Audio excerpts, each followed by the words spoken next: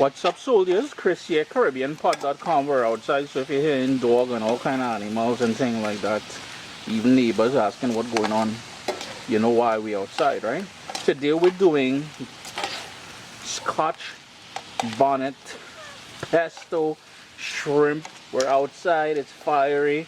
Stay tuned, you're gonna want to vibe this recipe, man. Yeah, we're outside because we're about to play with some serious heat here with that Green Scotch Bonnet Pesto that we made a couple days ago. A few things I want to mention to you guys, and my Caribbean people are going to be saying, wait, Chris, I even cleaned them shrimp.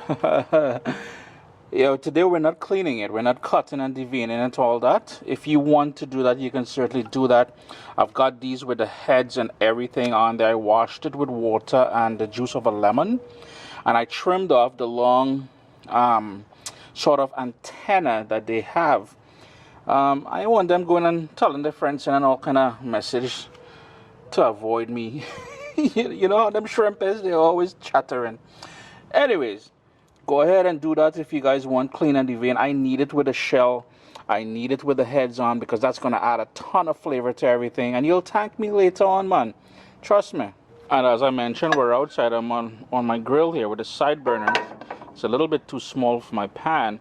But that's the second tip I'm going to give you. So the first tip was to use shrimp with the shell still on it.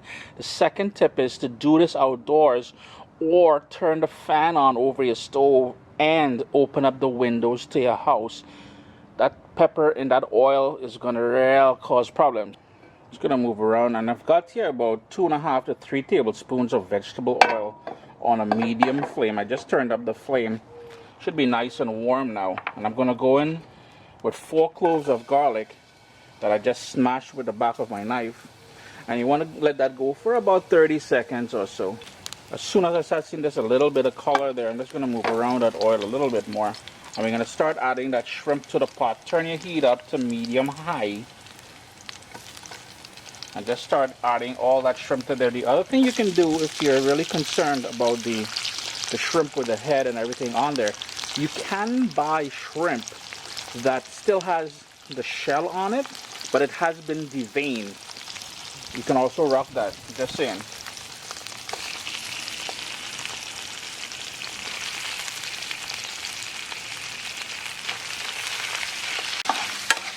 Just gonna keep stirring, and we don't want to overcook this.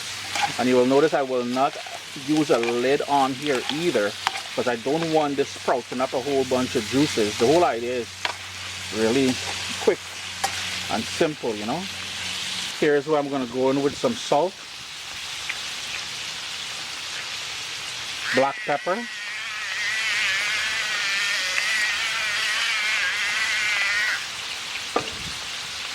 and some hot smoked paprika. All the ingredients I used here today, as always, will be posted down in the description of the video.